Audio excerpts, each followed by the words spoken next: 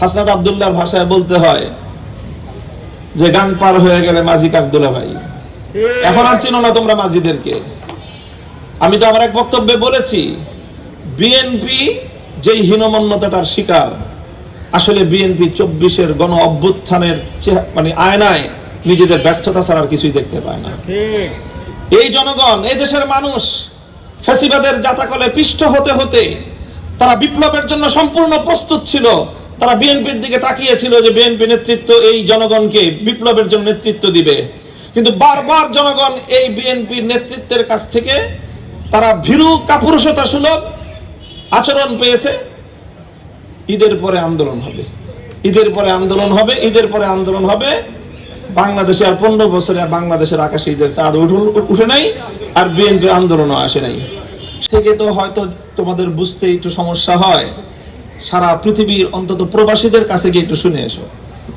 আমার যে রাজনৈতিক একটু পর্যবেক্ষণ, বিএনপির একটা বড় ধরনের সমর্থন এবং তাদের একটা বড় শক্তির জায়গা ছিল সারা পৃথিবীর প্রবাসী বাংলাদেশি রেমিটেন্স যোদ্ধারা। বিগত জুলাই বিপ্লবের সাফল্যের অন্যতম অংশীজন এই রেমিটেন্স যোদ্ধারা,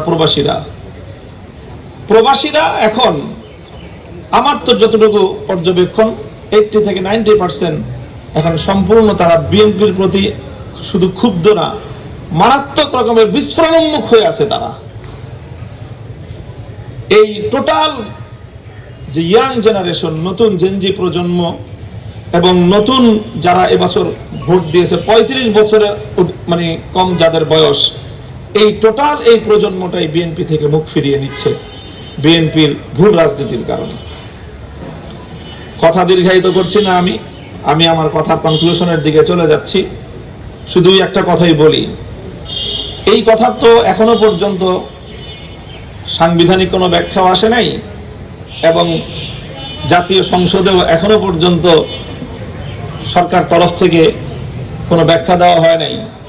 এই যে আজকে গণভোটকে যে সংবিধান বিরোধী বলছেন আপনারা, গণভোটকে সংবিধান বিরোধী বলতে বলতে মুখে ফেনা তুলছেন।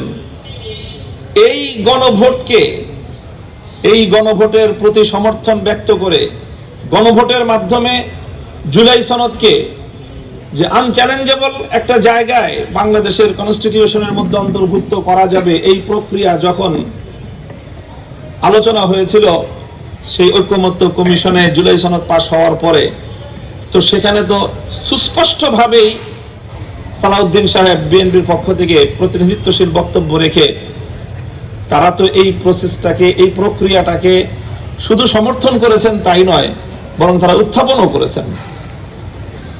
তো সেই নভেম্বর মাস থেকে ফেব্রুয়ারি মাস পর্যন্ত তখন তো মনে হয় নাই যে গণভোটটা আনকনস্টিটিউশনাল। এখন কেন আপনারা এসে সেই হাসনাত আব্দুল্লাহর ভাষায় বলতে হয় যে গান পার হয়ে গেলে মাঝি কাকদুলা ভাই। এখন আর চিনো না তোমরা মাঝিদেরকে। আমি তো আমার এক বক্তব্যে বলেছি, বিএনপি যেই হীনমন্যতাটার শিকার, আসলে বিএনপি 24-এর গণ অভ্যুত্থানের মানে আয়নায় নিজেদের ব্যর্থতা ছাড়া আর কিছুই দেখতে পায় না। এই জনগণ, এই দেশের মানুষ ফ্যাসিবাদের জাতাকলে পিষ্ট হতে হতে তারা বিপ্লবের জন্য সম্পূর্ণ প্রস্তুত ছিল। তারা বিএনপির দিকে তাকিয়েছিল যে বিএনপি নেতৃত্ব এই জনগণকে বিপ্লবের জন্য নেতৃত্ব দিবে, কিন্তু বারবার জনগণ এই বিএনপির নেতৃত্বের কাছ থেকে তারা ভীরু কাপুরুষতা সুলভ আচরণ পেয়েছে। ঈদের পরে আন্দোলন হবে, ঈদের পরে আন্দোলন হবে, ঈদের পরে আন্দোলন হবে। বাংলাদেশে আর 15 বছরে বাংলাদেশের আকাশে ঈদের চাঁদ উঠে নাই, আর বিএনপির আন্দোলনও আসে নাই। শেষ পর্যন্ত আমাদের ছাত্ররা তারা বাধ্য হয়ে রাজপথে নেমেছে, তারা নেতৃত্বের দায়িত্ব নিজেদের কাঁধে তুলে নিয়েছে। বাংলাদেশের মানুষ তখন নতুন আস্থায় আবার রাজপথে নেমেছে। তখনই সেই বাংলাদেশের বিপ্লবের মহাকাব্য তৈরি হয়েছে। স্যার, একটারে গুলি করলে একটাই যায়, বাকিটি যায় না। বিএনপি নেতৃত্ব কি করেছে? 28 অক্টোবর সর্বশেষ, 28 অক্টোবর না নয়াপল্টনে যে সমাবেশ হলো 2023 সালে 28 অক্টোবর না, 28 অক্টোবর আমরা তখন জেলখানায় কারাগারে আমরা রোজা রেখে দোয়া করেছি। আগের দিন মনে করেছি আগামীকাল 28 অক্টোবর একটা ভালো কিছু আমরা দেখব। এরপরে যখন আমরা মিডিয়াতে 28 অক্টোবরে বিএনপির নয়াপল্টনের সামনে ভীরু কাপুরুষতার সর্বশেষ প্রদর্শনী যখন আমরা দেখলাম, তখন আমাদের হৃদয়টা ভেঙে চূর্ণ বিচূর্ণ হয়ে গিয়েছিল। আমরা তখন মনে করেছিলাম যে আমাদের মুক্তির সর্বশেষ সূর্যটা বুঝে অস্তমিত হয়ে গেল। এরপরে যখন আবার আমাদের ছাত্ররা, আমাদের এই সোনার সন্তানেরা যখন আবার তারা নেতৃত্বের ঝান্ডা তুলে নিল, নতুন করে আবার আমরা প্রেরণা পেলাম, স্বপ্ন দেখলাম। বিএনপি শুধুমাত্র 5ই আগস্ট 2024 সাল একদিনের জন্য, শুধুমাত্র জাস্ট একদিনের জন্য জুলাই বিপ্লবকে অন করেছে। সেদিনের বক্তব্য শুনেন রুহুল কবির রিজভী সাহেবের, সেদিনের বক্তব্য শুনেন বিএনপির অন্যান্য নেতাদের, আন্দালিব রহমান পার্থ সাহেবদের বক্তব্য 5ই আগস্ট শুনেন।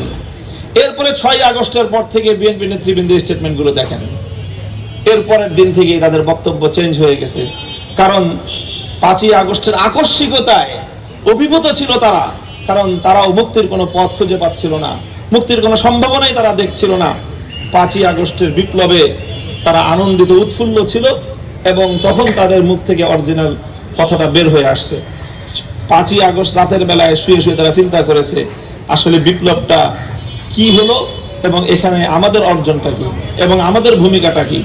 তো সেই ভূমিকাটা দেখলো যে ইতিহাস যখন লিখবে যে 2024 সালের জুলাই বিপ্লব, 36শে জুলাই বাংলাদেশ মুক্তি লাভ করেছিল এবং এই নেতৃত্বটা কিভাবে এসেছিল, সেখানে প্রথমেই যে কথাটা আসবে সেটা হলো বিএনপির চরম নেতৃত্বের ব্যর্থতার প্রেক্ষিতে বিকল্প নেতৃত্ব মাঠে এসেছিল।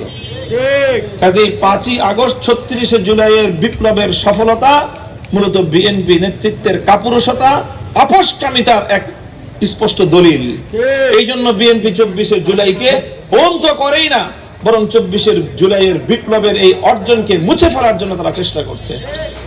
আমাদের পয়গাম মনে রেখো, 24শে বিপ্লবকে যদি তোমরা মুছে ফেলতে চাও, ব্যর্থ হবে তোমরা। বাংলাদেশের 71-এর অর্জনকে হাইজ্যাক করে 72-এর চেতনা দাঁড় করাবার যে চেষ্টা করা হয়েছে, 24শে এই অর্জন এবং বিজয়কে যদি ধ্বংস করবার জন্য তোমাদের এই অব্যাহত প্রচেষ্টা চলতে থাকে, এর জন্য তোমাদেরকে কড়া মাসুল গুনতে হবে। বিএনপি মাঝখান থেকে তলিয়ে যাবে। বিকল্প শক্তি বাংলাদেশপন্থীদের নেতৃত্বের জন্য যেই দানা বাঁধা শুরু হয়েছে, এটা চলতেই থাকবে।